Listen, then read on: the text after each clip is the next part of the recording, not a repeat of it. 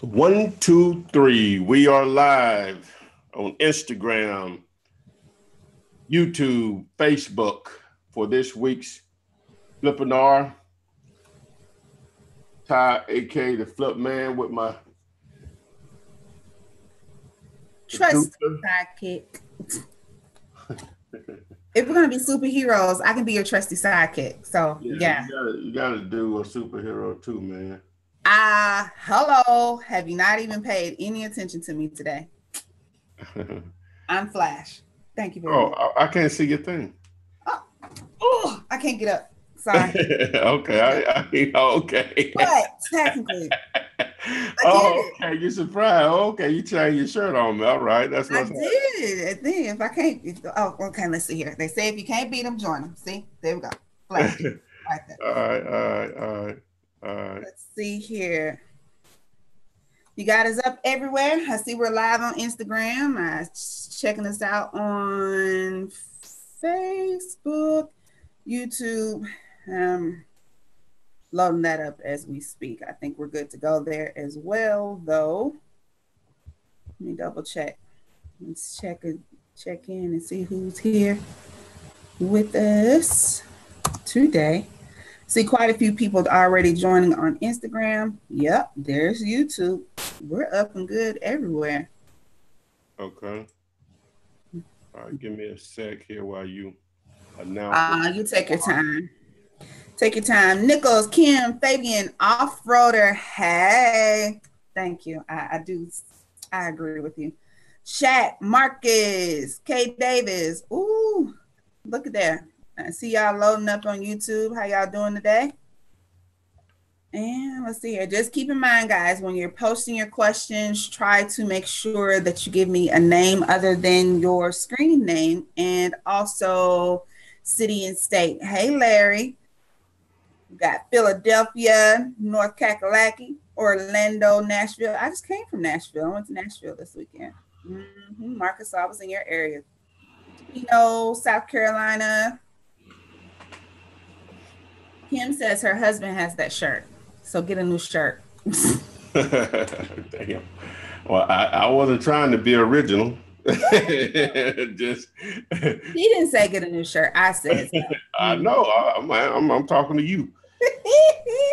Christine Darnell from the Dirty D, Georgia. Oh, Columbus, Georgia, Dallas. Hey, y'all. Look at y'all.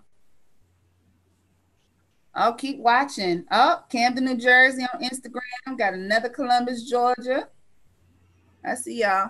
Whenever y'all get ready, y'all can go ahead and start loading up your questions. Of course, welcome back to you this Thursday. I hope everyone had a wonderful Labor Day. I did, and this weather is just not getting any better. So those of y'all in Houston, much love. I hope everything is getting better, drying out a little bit. And of course, let's keep our prayers for those in the path of Irma and her two brothers. Who is it? Jose and Juan somebody. I don't know. So let's see here. Ty, you got any house cleaning? Anything you want to say to these peeps before we get started? Oh, just I got everything done on my side of this deal here. So appreciate everyone showing up this week. Show number 20. While you're online, don't hesitate to share the Flippinar.com link or this YouTube link or Facebook link or Instagram while you're here. And we can get rocking and rolling. I appreciate everyone showing up to this week's Flippinar. And just as an opening statement, back to last week, still, if you got a commercial property that you are dealing directly with the owner, maybe a bulk broker, and it's off market, hit me up. A strip center, self-storage, obviously multifamily, which are apartments. Hit me up. I'm gonna put that out there. We can partner up. Again, I will not be interested if it's not off market. So how I define off market is that if you Google the address and it appears for sale online anywhere, I'm not going to be interested. Also, if you're not dealing directly with the owner, no seller rep and none of that stuff, I'm probably not going to be, well, I'm not going to be interested. So, you know, those are the main two criteria. We'll figure out the rest if there's an opportunity there to make some money. So there we go. All right, guys, with all that being said, we're going to jump right into it. If I miss your questions, no hard feelings. And I'm just kind of jumping around, make sure I get everybody, especially the new names that come on. And if your question has been asked before, I might direct you to a video or to watch the video once it's done. So jumping on Facebook, we have Steve James who says hello. And he wants to know, can he wholesale? Oh, those questions jump fast. Hold on. Can he wholesale a property that's listed on Zillow? They called him from a bandit sign. He wants to know, can he do something with that property? They own it. He just really wants to know, can he assign it still? So the property is for sale on Zillow. If it is, yeah, there's an opportunity there for you to do a deal. Just understand that some of your buyers will be aware. I mean, will do their due diligence by simply Googling the address, just as I was just talking about. And that contact information for that owner will be there, or whoever posted the lead. So keep that in mind. Now, you can always ask them to remove it, but you know, that doesn't mean they're going to always do it. And even if they say they are going to do it. So just keep that in mind. But yeah, you can do it. Just be aware what may happen. So. All right. Hey, Pablo from LA, as well as Bonapolian. Sydney on YouTube says, hey, Super Flip. When you have a deal in contract, on average, how long does it take you to get a buyer for it? For the most part, within 2 weeks, I'll say. Sometimes the same day, you know, depending on how hot of a property, how good of a deal I negotiated. But normally, within 2 weeks, I can find a buyer for them. All right. Let's see here. Sticking with Facebook, Michael wants to know, what's the purpose of an LLC, and do we need a wholesaler's license alongside of the LLC? Well, I'm not even sure if there's a such thing as a wholesaler's license, but the purpose of an LLC, it puts your business into an entity. You don't have to do that, but it's highly recommended. There are some tax benefits to it, and more, I guess more than anything, there is a layer there of protection of your assets and you as an individual. If you're ever sued, that means they still can't get you, but it does add a protection layer there that may prevent them from coming at you directly. But you know, then again, that's your business too. So sort of they're coming at you anyway. But it's recommended. You know, that's the best description I can give you on it. There's tons of information out there on LLCs and the benefits of it. Okay, so she says, so the LLC is all we need to operate. Yeah. Mm-hmm. Yeah. All right, Dice Roll on YouTube says, what up, Ty? I've been watching your videos for almost 2 years now. Thanks for posting them all. Way to go, Dice. Keep watching. What did he say he did? What happened? Watching the videos for the last 2 years. He says, thank you. Oh, okay. Yeah, that's what's happening. Yeah. Thanks for watching. I hope they help. Mainly hope to help you make some money. Shia Preston says she has one question regarding vacant lots. Do you have any experience at all with those? Very little. Think maybe one deal, and that was sort of like an accident. I'm actually, well, I think I did one with that I didn't make that much money off of, but it turned into a gas station or whatever.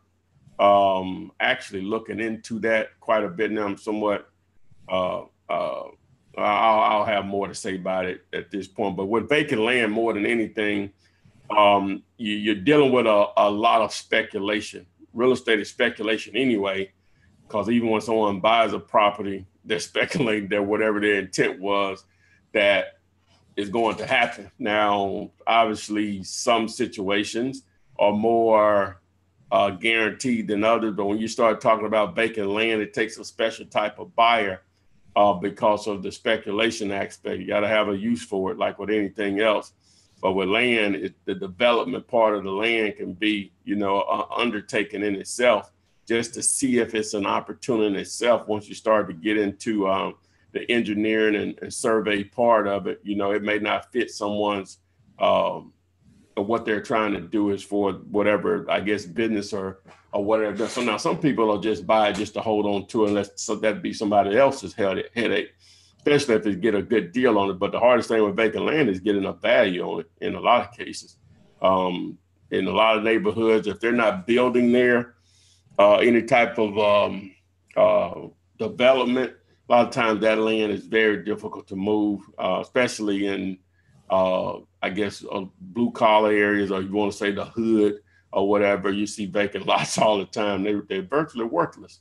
You know, people say, well, I have 2 lots with this house. I want to sell it, you know, and they're including so-called the price of the lots, or what they think the price of the value of the lots are. And, you know, I tell them, I say, if I could buy the house without any of the land and we do a deal, I would. But the 2 lots, the 2 extra lots, you can keep those. And I actually did a deal like that where we allowed them to keep the 2 lots because, you know, they were worthless to it. We just needed the house, and obviously the lot is sitting on. So land, it's a different animal in itself, but there are opportunities there. I hate to keep rambling because I'm thinking of more stuff that can be done. Now, if you go through the process of actually getting some land rezoned and getting a survey and maybe some plans for a particular type of site, maybe like a retail strip center or a hotel or something, and you go through the entire process, you can actually wholesale those plans now. But the difference is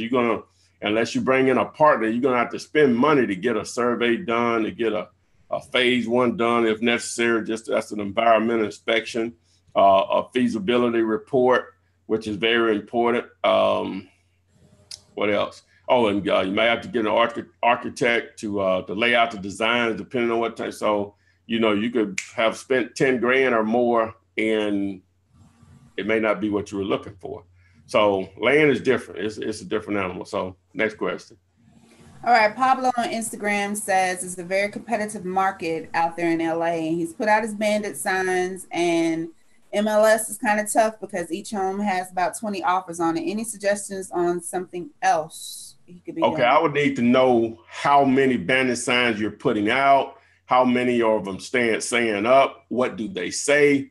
All of that factors in. See, I can't wrap my mind around too much competition in a city like LA. Now, if you're focused on properties on MLS, yeah, because you got, there are only going to be so many houses listed there, right? And so to me, dealing and talking with enough people out there, mostly non-students, some guys that I know that are getting it, but everybody is like crabs in a barrel on stuff that's on MLS. So it's hot.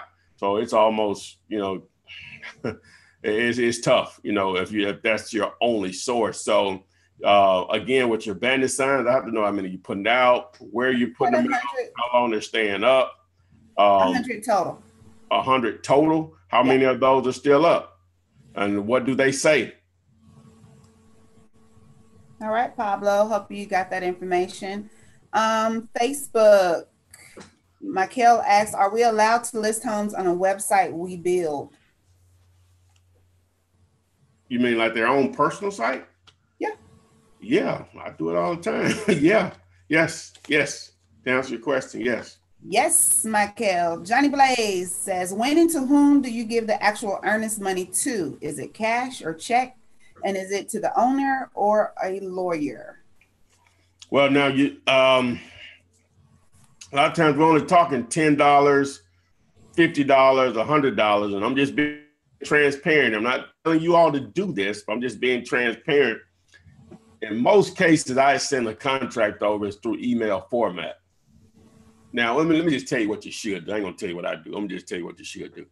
All right, if you're gonna put up earnest money, if it's $10 out, you put it in their hand. That's no big deal. Whether it's cash, check, whatever. It's cash, You write on the contract, you gave them cash, $10 cash. If it's a check, money order, same thing with the check or money order. Obviously, with a check, it'll go back through your account. With a money order, I'll just take a picture of it with my camera or whatever, and that will suffice. All right, now if it gets more than $50, if $50, I may still give to them, but $100, I'll take it to a title company or whatever and let them hold it, and they can verify. Give them a phone number. Title company or closing attorney, depending on where you are on how that's done. So. All right, Calvin says from Bloomington, Illinois, mom owns the house, has passed away, left no will, clean title, no taxes or liens on. Does the property automatically go to the next of kin, which is 4 siblings? And when writing the contract, do I add each child on it as a seller? Well, if there was no will, hopefully those were the only 4 kids and none of them have passed away. If there was no will, I'm assuming most states are somewhat similar, and when we started talking about estates, then normally you can get that deal done if they're all on the same page. It still may have to go through a probate process again. I know here the way it's done is that whenever they can produce a death certificate, and what will happen is that you sign. Now again, that's just in the state of Alabama. You can each person would have to get 2 non-related individuals to sign an affidavit of heirship, I think is what it's called, to say that these people are who they say they are, that they are the kid or a child of Miss Mary Smith or whatever her name is. And so normally that'll suffice for a title company, and they'll provide title insurance, and obviously that means they say the title is clear, assuming that everything else is fine with the title. All right. Those can be some tough ones, though, when you got that many decision makers, because normally they're not going to agree on the same price. I mean, they're not going to agree on the price, and some of them may not want to sell and all that. Normally, those are tough when you got that many individuals involved, but it can possibly be done, obviously. All right. Jasmine Rodriguez asks, would you flip a property that has mold, mildew, infestation? Also, what do you think about flipping war zone, quote, hood properties with comps that range from 30,000 to 75? Well, as far as the mold and mildew, that doesn't scare, buyers, seasoned. Some of them will, they're not that seasoned. That means you got to get it cheaper. That's the only thing that means. It would be no different if it was fire damaged. It just need to get it cheaper. And the mold and mildew cost, which, who knows what that'll be. You just automatically probably say, we'll just say 10 grand may not cost that much, but that's the number I'm going to go with when I include that in the repair cost. So it just has to be cheap enough. But as far as the hood, quote unquote, war zones, now most of the deals I've done have been in those areas, but $30,000 ARVs, those are tough because they can't have really any repairs. When you get up to 60, 70, maybe even in the 50s, then you got something to work with, but it's still in the 50s, the repairs can't be that extensive because you couldn't get them cheap enough to justify or whatever, because you're talking about a $30,000 ARV, the repairs could be 30 grand.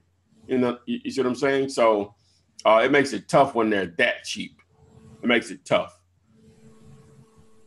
All right. Not impossible, but tough. Go ahead. I'm sorry. I'm gonna give you like 3 seconds before I go, because you always come back like action. It's my time. Felicia Melbourne says, I know I shouldn't be too emotional, but many people are wanting to sell Houston properties, and it seems to be very fresh at the moment. Shouldn't we just back off of Houston and now Florida and Georgia? I'm not sure what you mean. If a seller wants to sell, they want to sell. A situation is a situation. A lot of times people sell because they're motivated because a loved one has died, right? That's really no different. What's more devastating than the death of a loved one?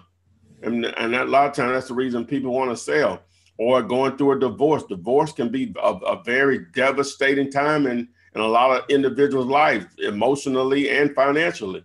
So not in most cases, in a lot of cases, I ain't gonna say most, but in a lot of cases, there's the level of motivation is because life has taken its toll on individuals. Therefore, that presents opportunities to you as a wholesaler. That's the biz, but that could be the same thing on a matter of fact, a guy called me from last week, maybe 2 weeks ago or whatever, about a property. What was it? It was a multi-family package, and the guy wanted to sell the property. I'm talking this package was worth $50 million. I couldn't do anything with it. It had been handed out too much. I looked into it or whatever, but it had already been shopped around. So I know there's nothing I can do. So, but anyway, the point was the guy wanted to sell the property because he was going through a divorce and he didn't want his wife to take half of what, he had accumulated. So again, that's well, what's the word I'm looking for, Adrian? That's not, again, divorce can be devastating. Breakups can be devastating. I know they have been to me in the past. I don't know about anybody else. Made me didn't want to do. Now I had checks. Now, Adrian can vouch for this. I had checks I needed to go pick up and didn't even want to go pick up. And then this was years ago. Thank the Lord I've been delivered from that foolishness. But I didn't even want to go pick up checks. I was so devastated over a relationship. But that's the way it is. It's a sad, sad Get yourself together is all I can say. Hey, but she is, oh my God, just horrible. No consultation. Just make you even feel just worse. It's called keeping it real. Pick up the pieces and move on. Let's go. Until you going through it. That's different. That's different. Okay, yeah. And Instagram question is, how much would you consider someone save before one quits their 9 to 5? Man, that's a deep question. Everybody's situation is different. For me, I can only speak for me. It just had gotten to the point, which I made decent money when I was working at Bell South, which is now AT&T. But I was easily making 4 times what I was making on my job. And it just was started to get in the way of me making more money, So for me, and I guess to answer that question, again, that's going to be different for everybody, because it's just only me and still just only me or whatever. So I ain't have a family. So you have to take that in consideration or whatever.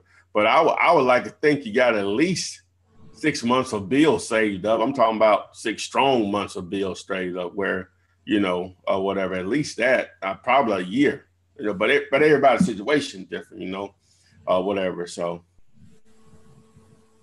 Hey, step out on faith. I say that's a tough one. Don't be no faithful food. Don't be no faithful food though.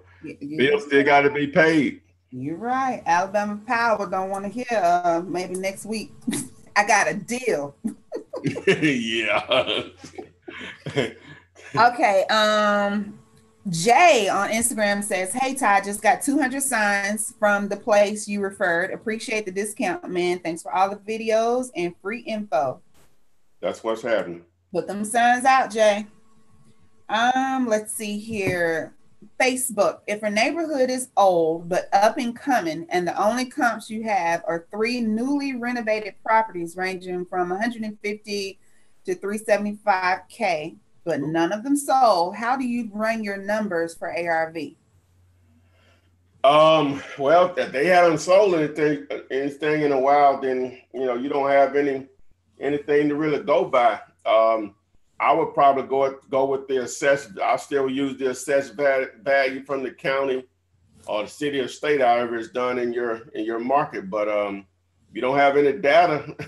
That's the only thing you can go by. So that's what I'll base. That's normal. That normal will keep you safe because normally what a house will appraise for, not always, is less than what the county or city or state or whoever assesses your property for tax reasons is normally less than what it'll appraise for. So. All right. Not always now. I'm just saying in most cases. I'm sorry. See, that's ooh. Okay. David says, what method would you use to contact sellers in a town where you absolutely cannot put up bandit signs? Well, direct mail would be one of your first options. This is a house cleaning moment. Ding, ding, ding, ding. And then you can also use that same list of form for phone numbers, and you can learn how to do that at findsellers.net. But that's basically taking say if you bought a list of 1,000 absentee owners, probably about 300 to 400 of those you can find phone numbers for. And just pick up the phone and call. So there you go. All right. Nolan from Dallas wants to know, do you have any training available on owner finance wholesaling manufactured homes? I don't really have any training on it, but that's something I could walk someone through, but I don't have any training on it. That would be very simple there. Wholesaling, something like that. Well, just to explain it, you first number one need to get the terms locked in with the seller.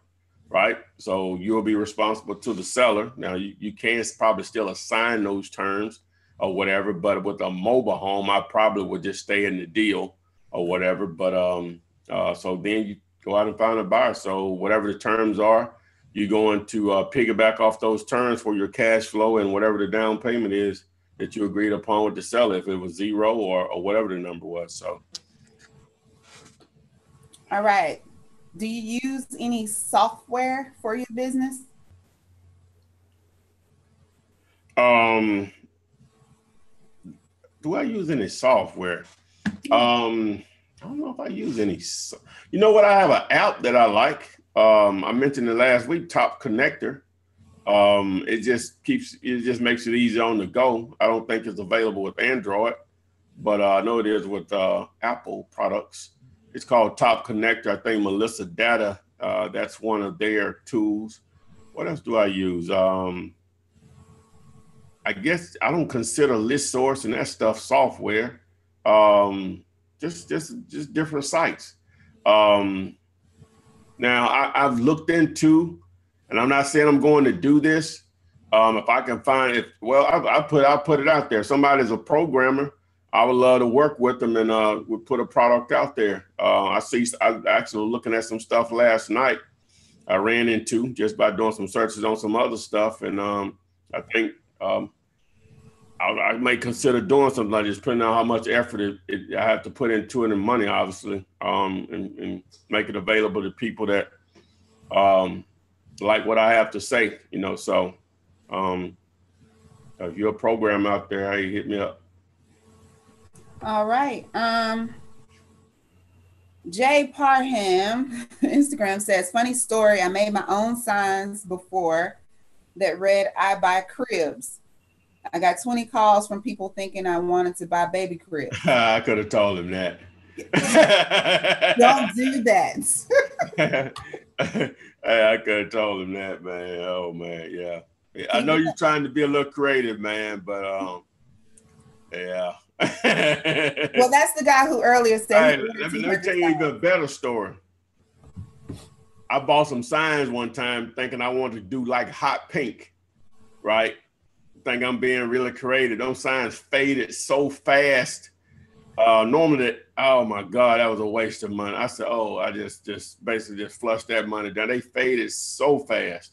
But I thought I was going to stand out from everybody else by having a hot pink color or whatever. So not as interesting as I buy cribs, but that's my waste of money story. All right, DeMarcus. Yeah, Michael, funny. DeMarcus says the Cowboys are playing this Sunday. Would it be smart to put bandit signs on streets near the stadium?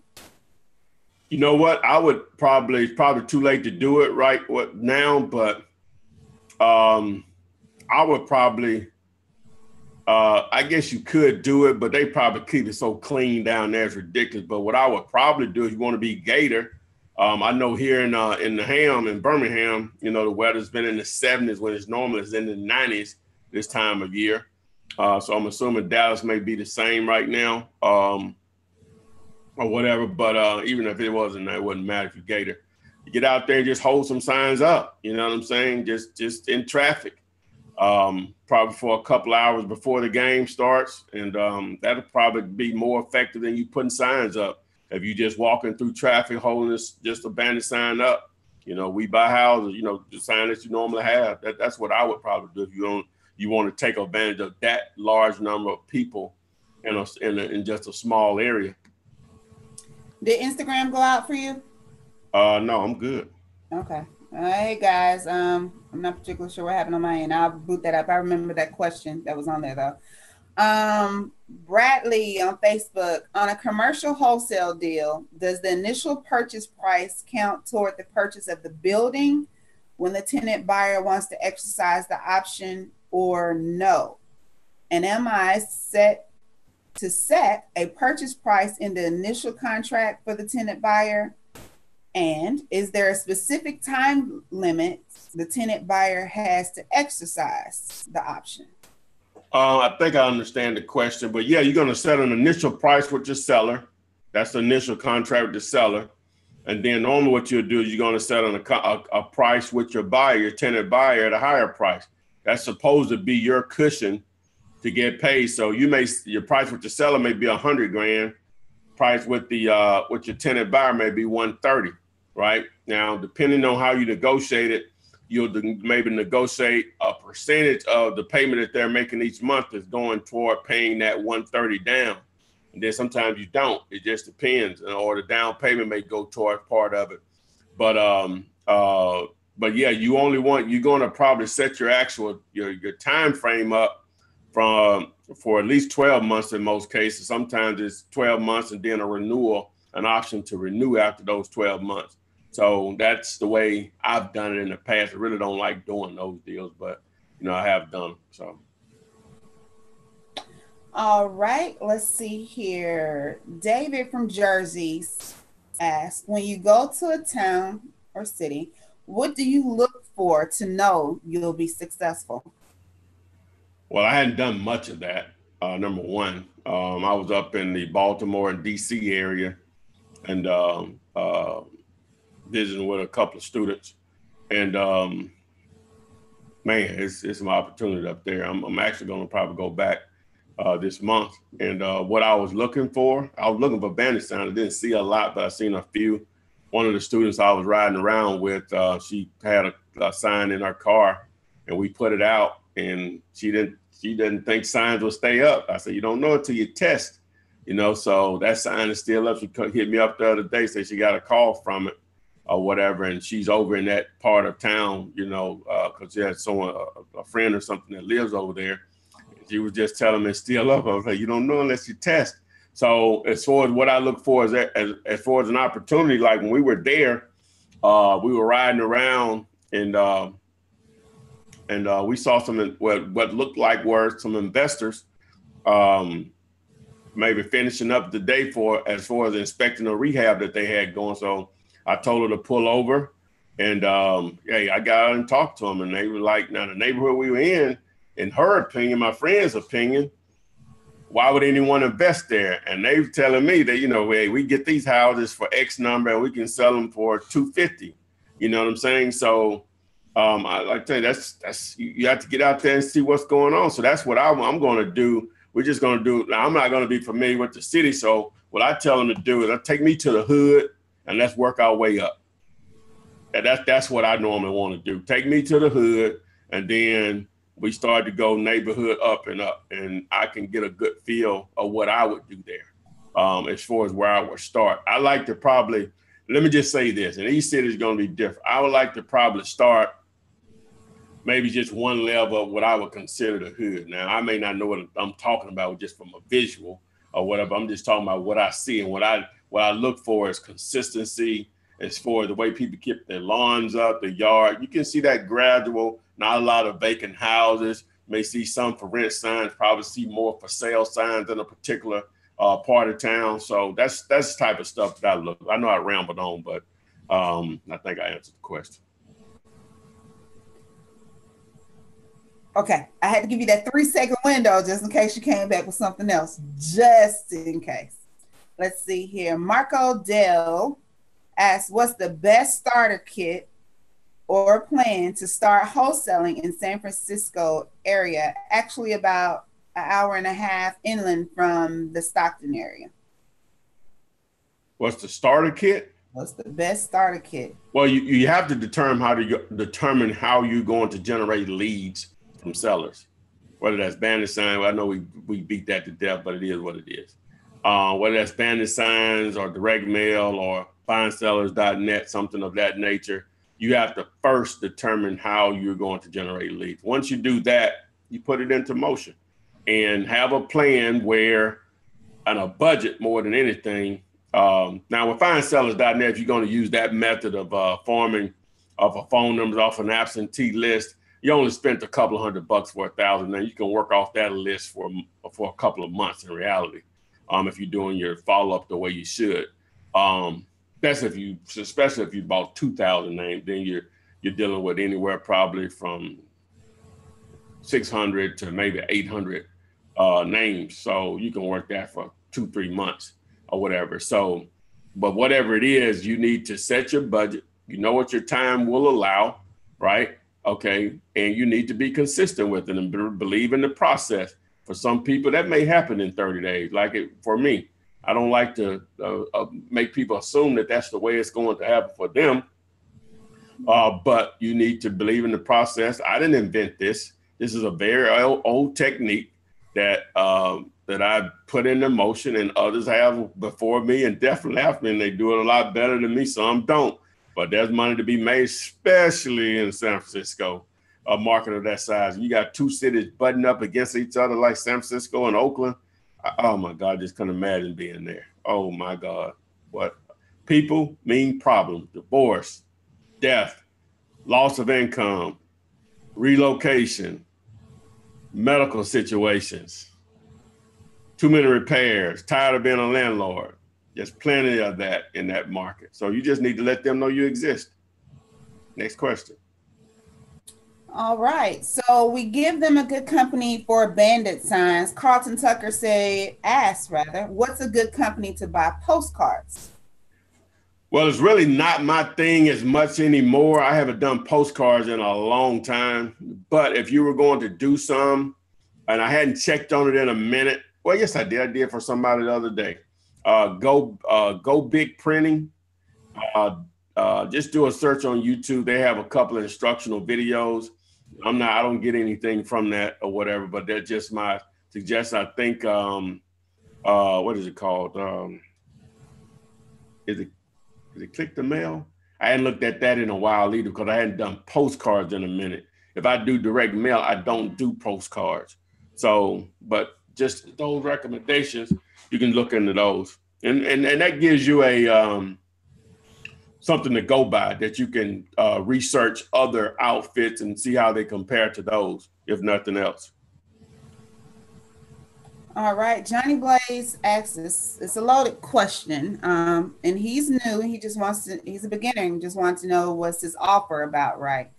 But he says houses around New York City, where I'm at, I'm seeing are averaging around 450K. I tried to talk one person down to around 300. She said 2 other people came and offered her the same.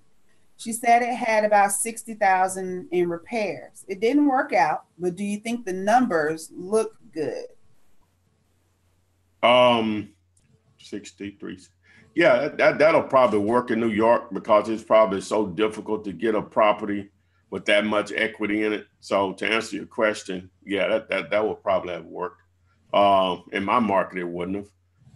With 360, so you're at 360 on a 450. Most investors in my market are not going to spend 360 to make whatever the number would be. We'll say 70 grand after all fees and commissions are paid or whatever. They're not just going to spend that much money to make that return. But that's like, what is that, 20? Is that 20%? Yeah, it's almost 20%. If my math is right, a little less, a little more or whatever. So that's not a bad return on investment. if you could make that, but it wouldn't fly. It's just a perception. So probably in that market, that would work well if you could have gotten it for 300.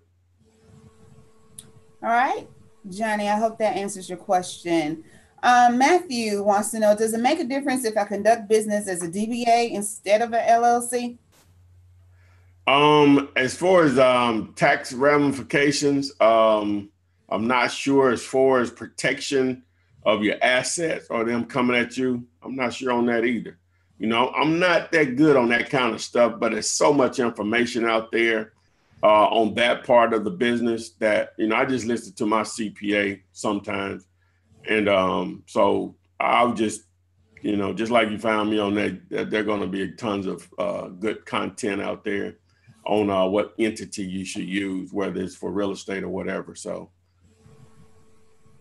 All right. Jay wants to know, do wholesalers need to keep the buyer and seller apart to keep the buyer from trying to make their own deal with the seller? Well, ideally, you would want that to happen, but in a lot of cases, that's not an option because the seller won't give you access to the property, meaning a key, or it may not be vacant. So in a lot of cases, you have to be there to mediate. That's part of the problem with virtual wholesaling. If you don't have someone on the ground to be there to represent you, to keep the seller and the buyer apart whenever your buyer wants to inspect the property, and if the seller is local, then that's going to be an issue. You know what I'm saying? Because, you know, buyers generally won't do that, but you have something you can't tell who would do it. So, so if a buyer wants to see a property, that's why it's so important that, in my opinion, that you video the property when you go out and upload to YouTube, which is free, and that saves time. And then you're just going to have your conversation with the buyer. Hey, when all y'all meet out there, the seller, the buyer, and yourself, that, hey, you know, any questions about price, you go through me. Any questions about the property, you know, you can ask the seller or whatever. You have to be clear on that. So. All right. Ty, how many hours do you work a day on wholesaling, and how many deals are you really doing a month?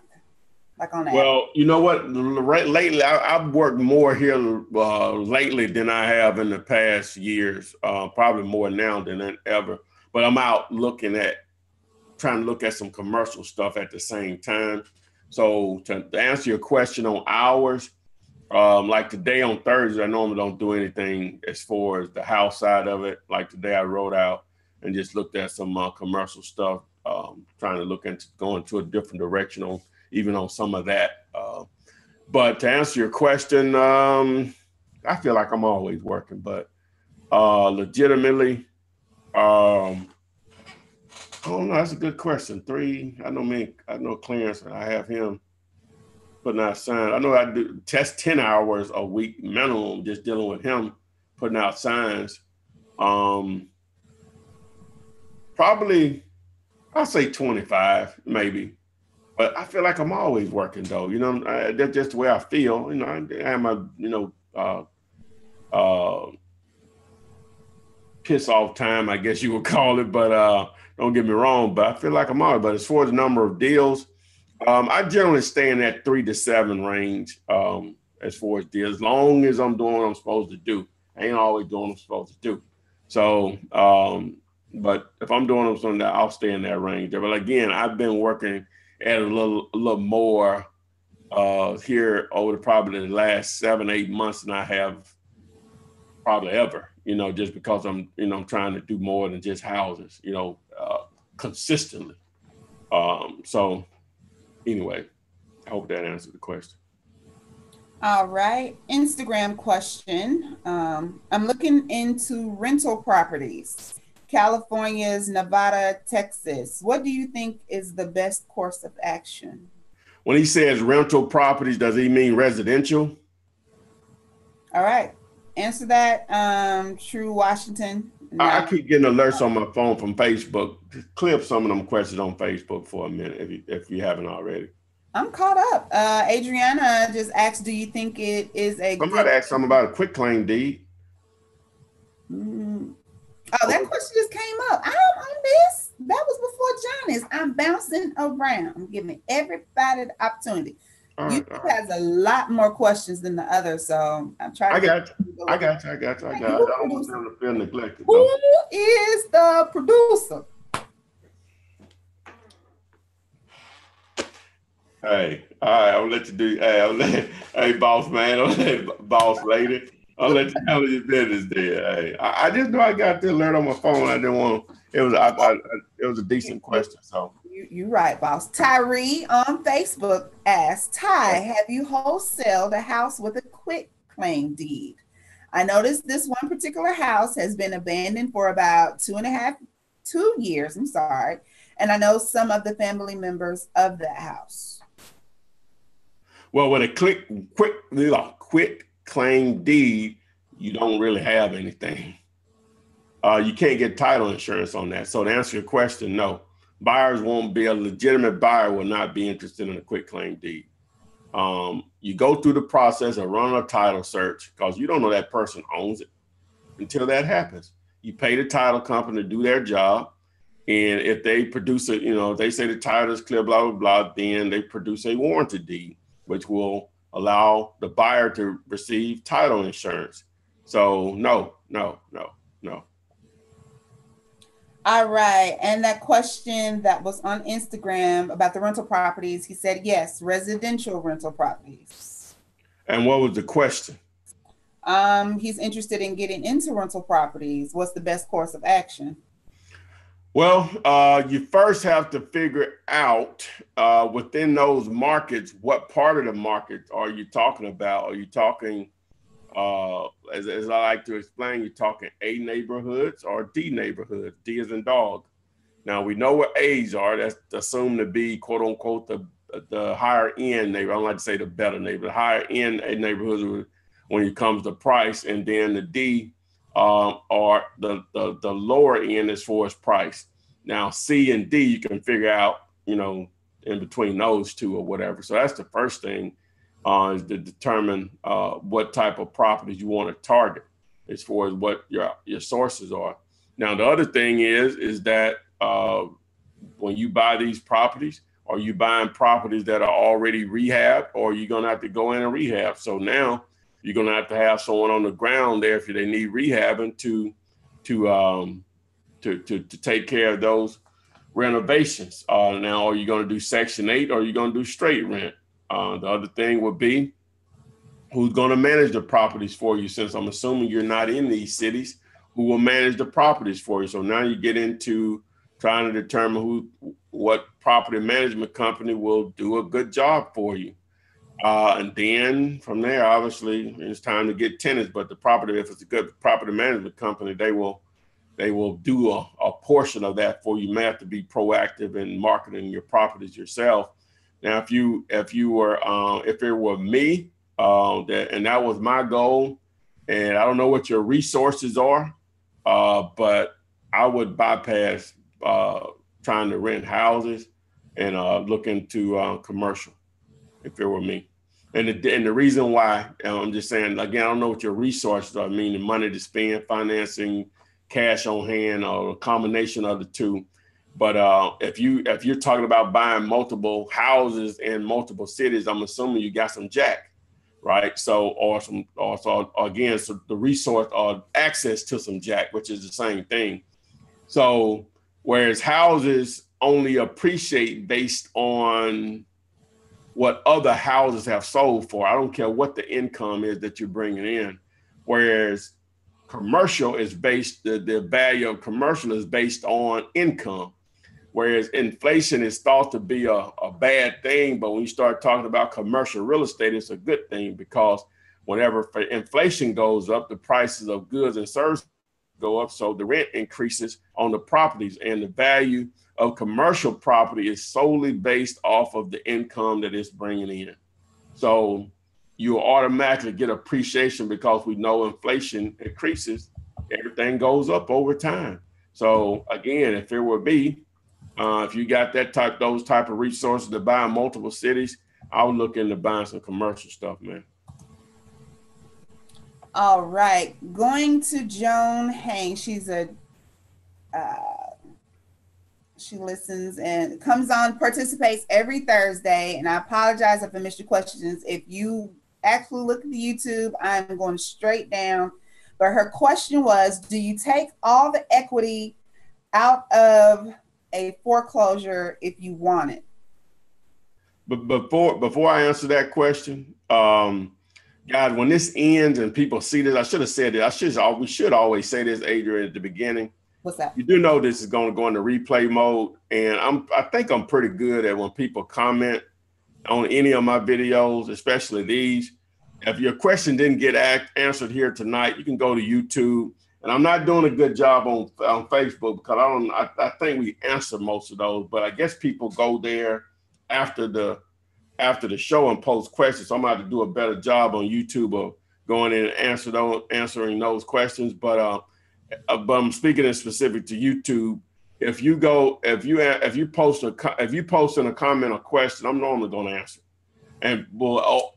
or I'll answer a portion of it, and then I'll probably include a link in the video in the comment to where I have a more detailed explanation because it's probably a video I've already done. So back to her question about getting the equity out of a foreclosure. Well, I'm not sure what she means there. Say that again. Read that. She just said, do you take all the equity out of a foreclosure if you want it? I'm not sure what she means by that. You mean if you actually purchase the foreclosure? Whatever equity is there is going to be yours as the purchaser. And as far as a wholesale position, if it's an actual foreclosure, in order for a buyer to be interested in which wholesaling or foreclosure is not as simple as doing it with a private seller, but assuming that you have a deal in place and got a buyer ready to go, you can only take so much equity out of it because for a cash buyer, you got to leave most of the quote unquote meat on the bone for them to even be interested in it. So hopefully I don't know if I understood the question. Okay, Joan, if you are listening, which I hope you still are, clear up that question for me and I will be sure to get to it. I promise. Hagen wants to know, what can we legally call ourselves? And just tagged another question, do you think it is a good investment for a wholesaler to have a real estate license as well? You are an investor. That's what you are. You pay cash for houses. Doesn't matter where the cash comes from. Your contract says you're buying it cash as is. Doesn't matter what the cash is. It makes it better because you go get a loan. It's still somebody else's money or whatever. So you are an investor. It's just wholesaling is a form of investing. It's just quick turn investing. It's a creative way of investing. As far as getting that license as an agent, that's going to be your own personal decision on that, but it's not needed at all. I don't have one, really never have considered one. Matter of fact, before I even got involved in real estate, as you know, I'm an entrepreneur. If you don't know my little story or whatever, just look at one of the older Flippinars from maybe 4 or 5 months ago, and I'll break it down to you over and over again. But before I got involved in real estate, I was trying to sell websites. Wasn't very good at it, but enough to get paid, right? And one of the groups of business individuals that I was targeting were realtors. So this guy, what was his name? I don't remember his name, but I went to try to sell him a website, older black guy. And he had been in the business a long time. He said, man, he said, you out here doing this, and won't you come and be an agent, or whatever, blah, blah, blah. And so now this is before I got involved in real estate. So I often think, if I would have taken that path, would I ever have gotten to this path? Because they don't teach you about investing as an agent now. You do understand that, right? They only teach you in those classes the legality and staying within the parameters of the law of being an agent. They don't teach anything about marketing or anything. You have to get all that stuff after you pass the test and on your own. So it's not like you learn how to be an investor when you become an agent. If you look at the story, the interview I did with the couple out of DC, where they made this 70 grand on the first deal. She had been an agent, I think she said 10 years before she even found out about a wholesale deal. And that was by accident, you know, so, but to answer your question, that's going to be a personal thing as far as being an agent or not. So. All right. Bankable Properties on YouTube says he closed his first deal 2 weeks ago for $5,000. His second deal is locked up and should be anywhere from 4 to 5K. But the biggest will be a 20K deal he has locked up, and he's claiming that. I'm claiming it for you. And he will contact you once that closes. It's been your videos that have helped. Oh, that's what's happening. So he did $5 grand on the first deal? $5 grand first deal that's already in process should be another 5K. And he has one in the works that should net 20K. What's happening? All right, ding, ding, ding. We don't have have we analyzed any deals? We haven't. I've just scrolled through. I saw one, but it wasn't really. It was a dead deal. I thought you were going to buy a bail or something so we can, you know. Yeah, buy me a bail. I will find a bill. I will look for is it a deal question too. Let's see here. Instagram, Ty, do you pull the title on the properties to make sure there are no liens on the title? And if so, how do you get access to that? No, you as far as the title, I heard a bell of him. As far as the title, what did he say? He said, do I pull the title? But at what point do I pull the title? To make sure that there are no liens. I'm gonna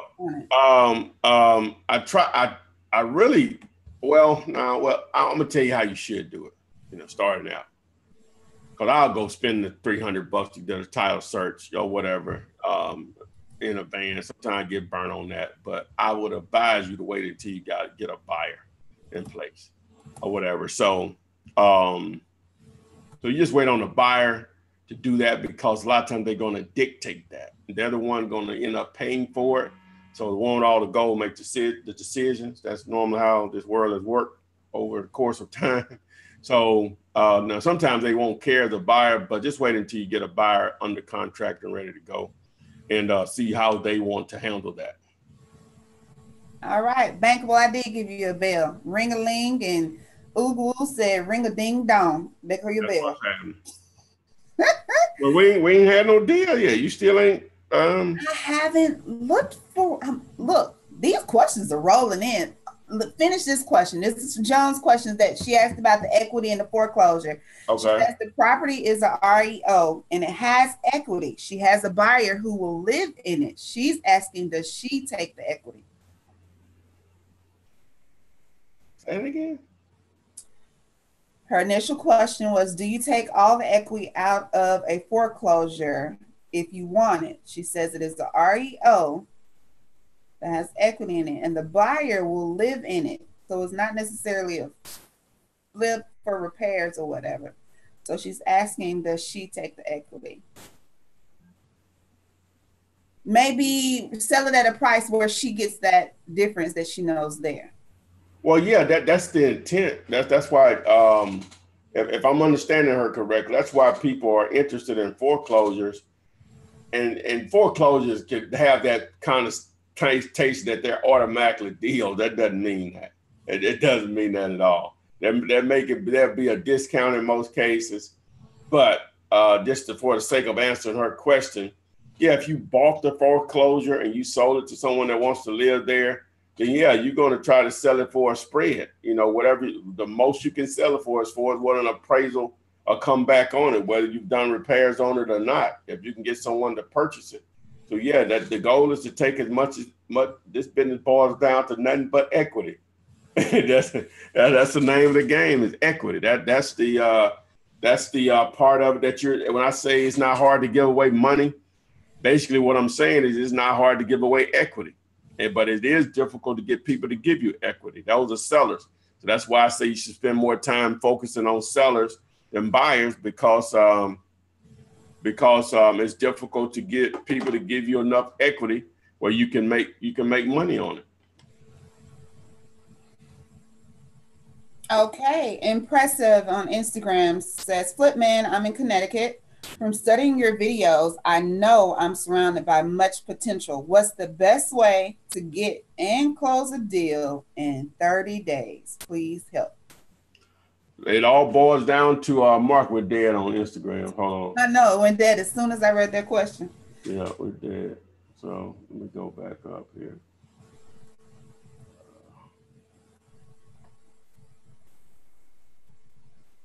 All right. Let's back up. Yeah, now it is.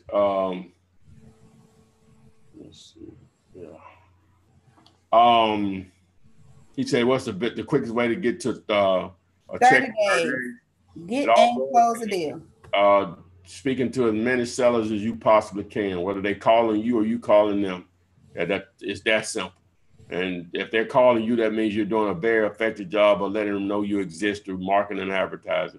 If you're reaching out to them, obviously you can target properties that are for sale online and off. A numbers game, that's a very difficult way to find deals, but it is possible.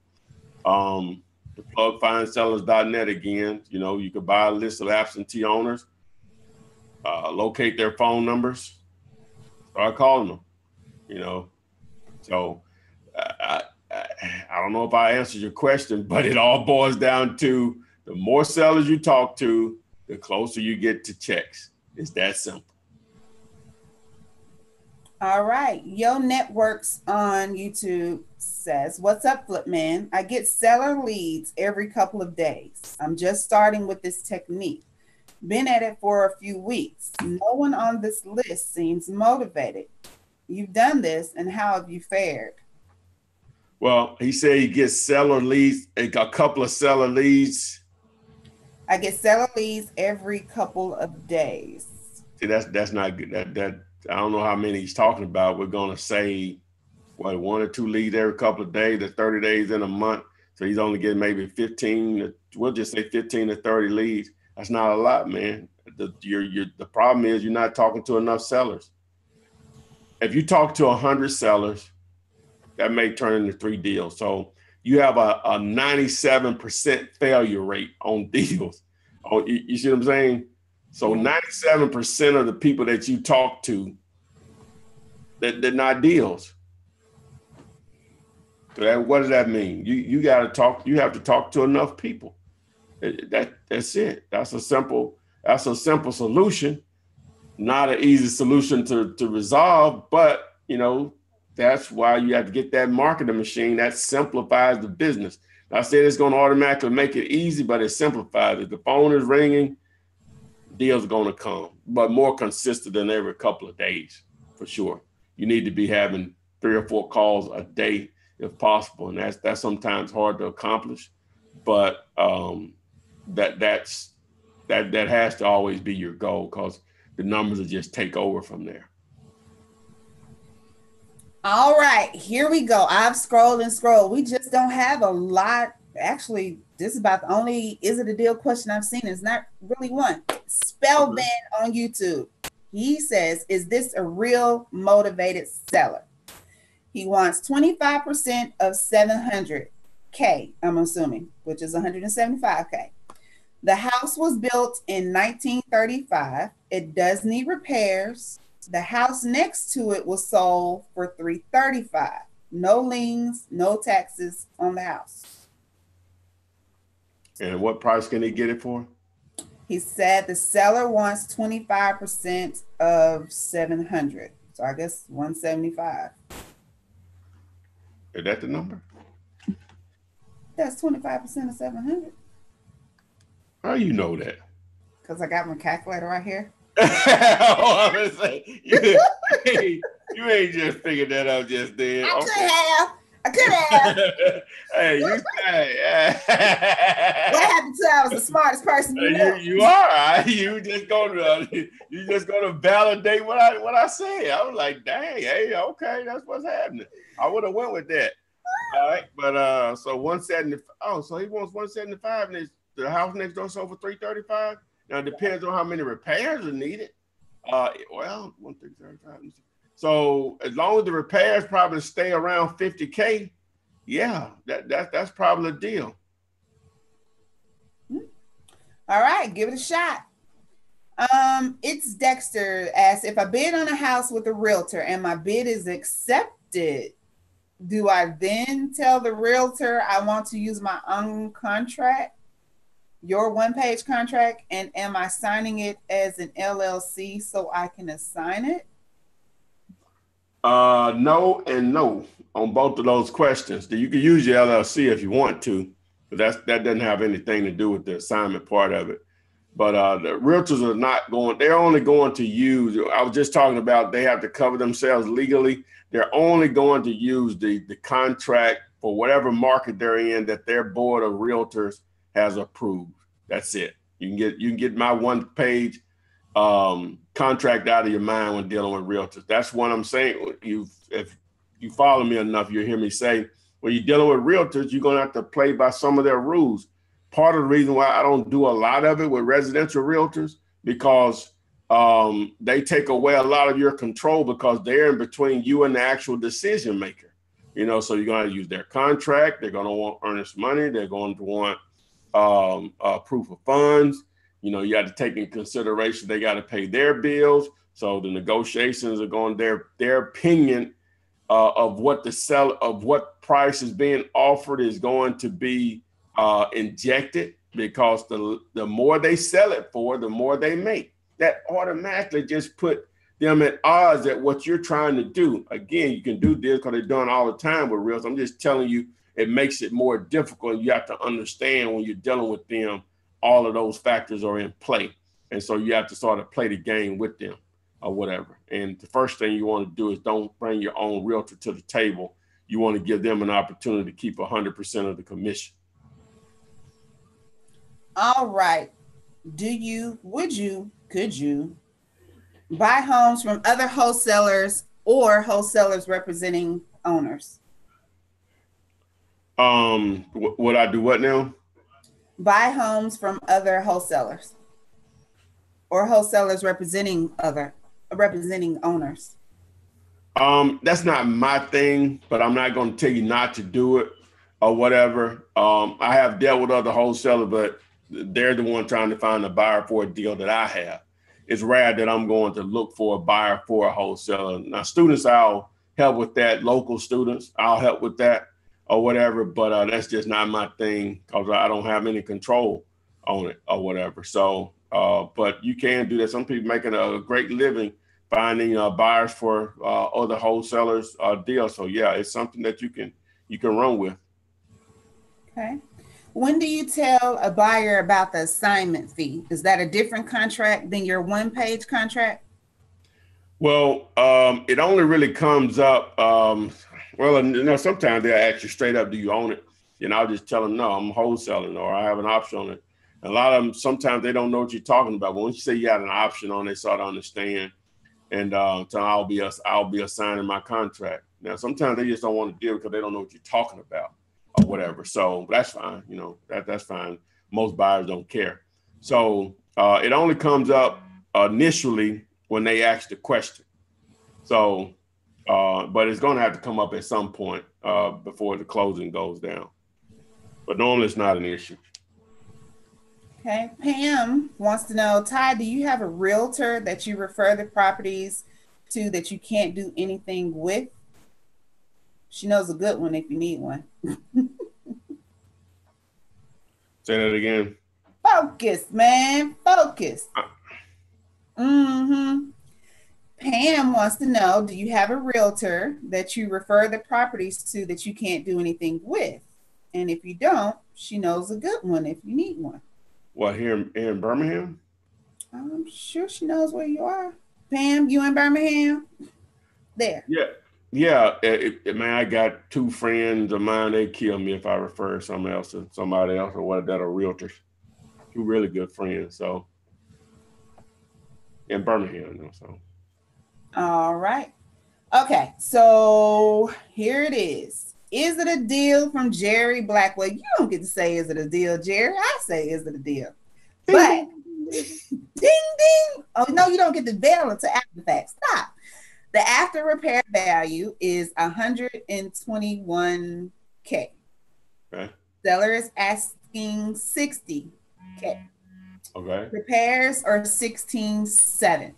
So that Okay. puts you at $76,700. Okay. Home, here we go. Home also has 2 vacant lots included in the deal. Keep the lots, don't matter. Could I make 20 grand with this? No. So no. No. wait a minute. Also, how do I keep the seller away from the buyers if the seller is currently living in the house for sale? You're not going to be able to keep them away. You're just going to have to be there every time a buyer shows up. Again, that's why it's important to video the property. Not saying buyers are still not going to want to see it. It just keeps you from wasting time of buyers that go out and there's no chance of them being interested. After they see the video that you've taken and upload to YouTube and you sent the buyer the link, then they seen it, so they just going out to make sure is what is, it is what it is. So, but to make 20 grand out there, just do the math. Okay. So you're at 70, we're just going to say 77, right? He said 120 was the ARV, right? Right. Okay. So what is that? 23, that's 43 grand. All right. So, you may be able to make 5 or 10, but generally speaking, 5, 10 gonna probably be mad, but 20 is out of the question.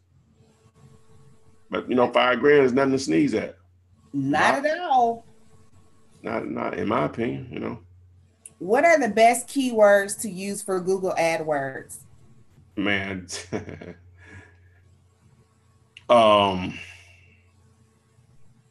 called LSI. Whenever you do it, if some of you'll know what I'm talking about. When you ever search for something on Google or YouTube, you may put in real, then it's going to suggest that you're talking about real estate. Then you put in a state, then it's going to say real estate agent, real estate tips, real estate 101, real estate for beginners. If you just go by that, it'll give you the words that you need to include for Google AdWords. Now, Google AdWords, it gives you suggestions anyway. I hadn't used it in a long time, too expensive now. But that's where I would start. But Google AdWords, it's gonna suggest and tell you what keywords you should use just by putting in real estate or put in wholesaling real estate or whatever, or I buy houses or whatever you're trying to do. It's great at giving you suggestions on what you should use as keywords.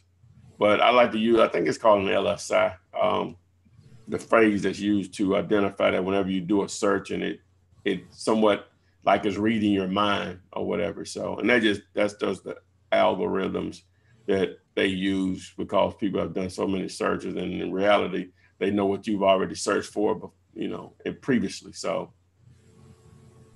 Okay, Rita says, hey Gators, Adria, please ask Flipman to post more videos of sellers' calls on how to sound more professional than predatory during sellers' distress.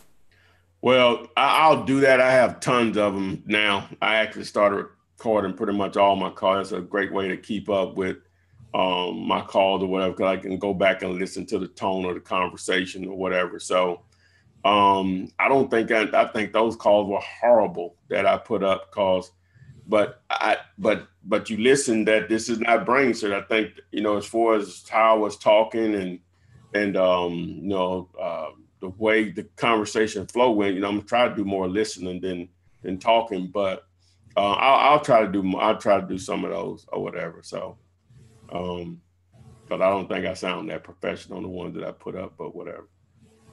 Slick 137 says he called you last night, Ty.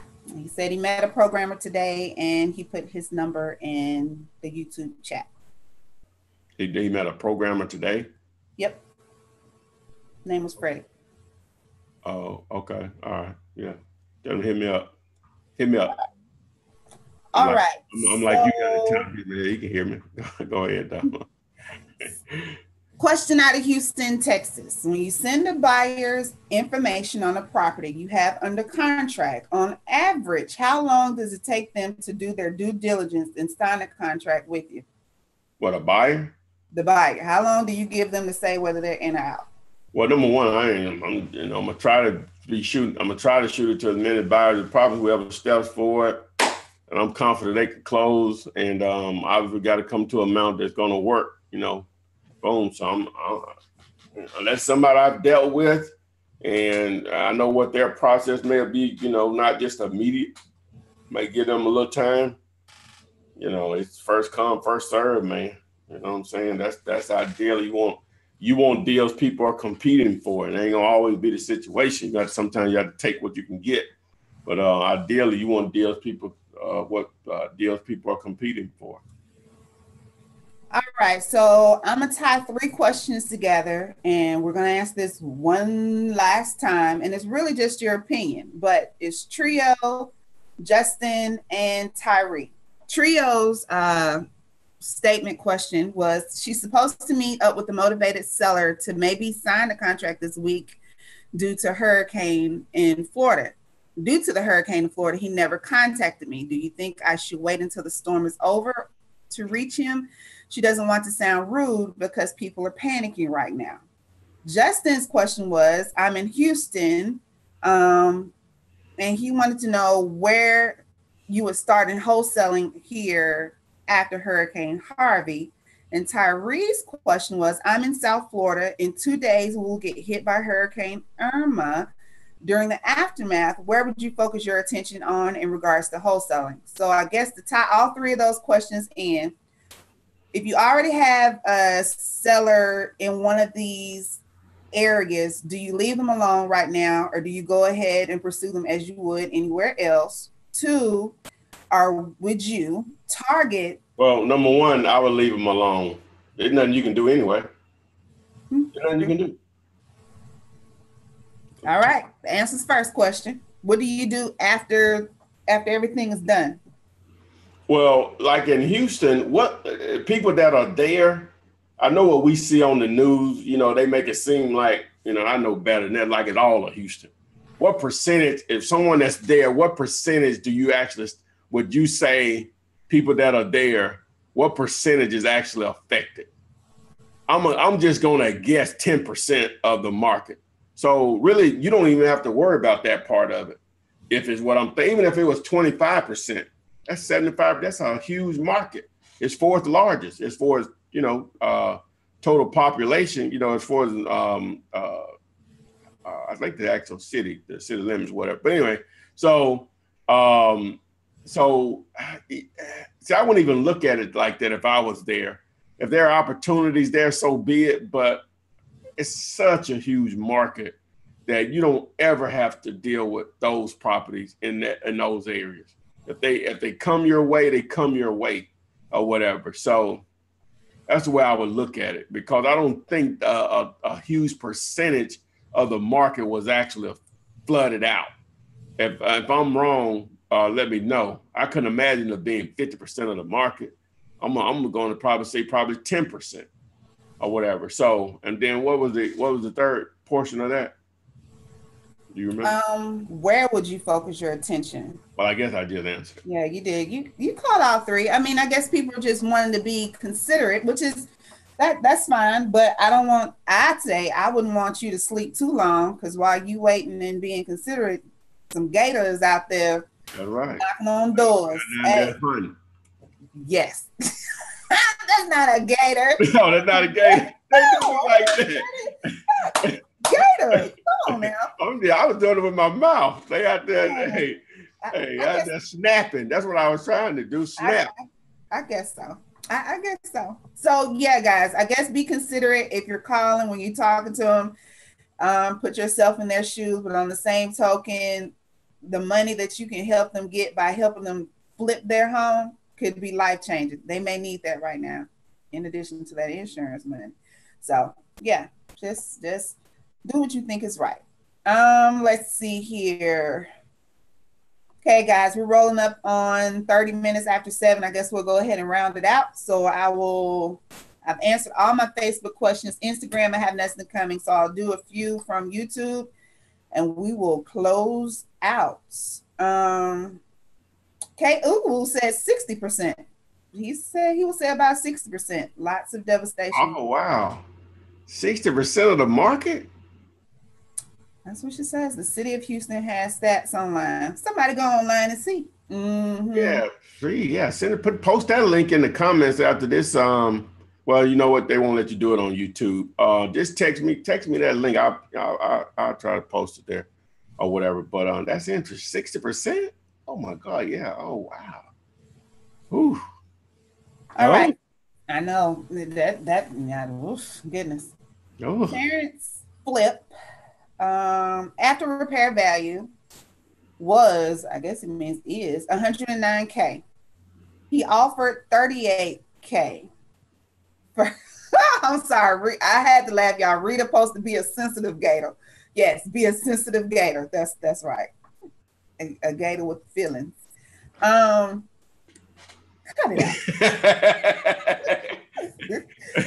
Okay, this sounds like, is it a deal? The after repair value is 109K. He offered 38K. They wanted 60. The house has 20,000 in repairs, but the deal didn't go because the couple was firm with the 60.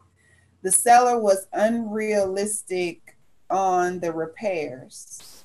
I'm sorry, Terrence. I guess I missed the question. I guess he was just saying how. He just was letting us know what happened. Yeah, that wasn't a deal. You know, the price is the price. Move on. Maybe they'll hit you back. Later on, situation changes. Okay. Heather Brookins asked for you to post videos on how to train bird dogs. I have one on that. I have a video on that. All right, Heather, go take a look at one of the more than 200 plus videos available on YouTube. We will possibly try to find a tagline that will help you dig through those videos and find that. Yeah, if you post it in the comments, I may, whenever I'm responding to comments or whatever, I'll try to find it. But you can just do a search for, it's probably titled, I don't know what it's titled, the 200 video. See, somebody else said they saw something that said it was only 15% of the affected only 15% of the affected in Houston had flood insurance. Yeah, you got to read those riders, those policies. They leave out a lot of stuff. Oh yeah. What is equity and why is it important? Well, equity is the money. Equity is, this is the best way I can explain it. If you got a house that's worth 100, that means that's what it will appraise for in excellent condition and sell for that amount. All right. If you don't owe anything, and that means you have $100,000 in equity. If you owe 60,000 in it, that means you have $40,000 in equity. All right, Carolina, YouTube, says, this is my first deal. I have a buyer, but the attorney I went to said I have to buy the house first before I can sell it. And he will have to contact the IRS and have to do 2 closings. What do you suggest? Find another attorney. Point blank. That's it. That's not right, Carolina. Don't take that. That's a lie. Find another attorney. And most of our viewers say the same thing. Get a different attorney. Yes. Let's see here. How do you feel about storefront properties with apartments above it or attached to it? So as far as what? I don't know. Just how do you feel about it? If it's a deal, you know what I'm saying? I'm saying as far as what? It sounds like an opportunity. If there's a deal that'll be had, if it's a deal. But yeah. Mixed use. We call that mixed use. All right. Someone asked for me to do, is it a deal on Dominique Hedges' question from YouTube? House is in a bad area. It's 29K. needs probably 30K in repairs, but the after repair value is 95. It's been 2 months and the house is still available. Is it a deal? And how much do they want for it? 29.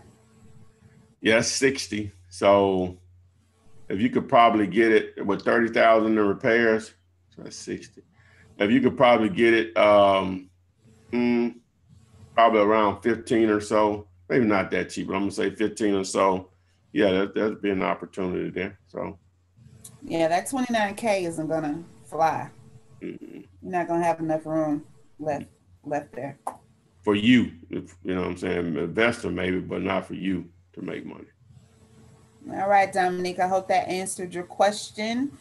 Ty, you want to do some house cleaning before we shut this thing Yeah, guys, down? we really appreciate you all showing up tonight. As we mentioned throughout, 200 plus videos here on YouTube that anyone can take advantage of. If you need coaching, you can go to flipman.net. See the guy back here in the back, and you can get coaching. Just like the camera look like it's backwards. Is this backwards? Is the flipman.net backwards to you? No, he's fine. Okay. Look like it's backwards to me. But anyway, and so don't forget about you like the podcast, you can go to Flipman Podcast for Android and Apple products or devices. Please follow me on Instagram, Flipman, DOTNET, flipman.net, DOTNET. Same thing on Snapchat, and then on Twitter, the Flipman. So again, we really appreciate you all joining us tonight. Hopefully we answered most of y'all questions. I tried my best. Really appreciate Adria doing what she do. She's the greatest. She quick on a calculator. Whatever. You're a hater. So anyway, I didn't know she had one there punching and stuff, tricking me, talking about 25% of 700, and like she knew it off the top of her head, whatever. So, but again, guys, we appreciate you all showing up tonight. And you got anything, A? Nope. Bye, everyone. Thanks for coming. See you next week, Lord willing. That's right, Kay. All right, we'll see you on the flip side.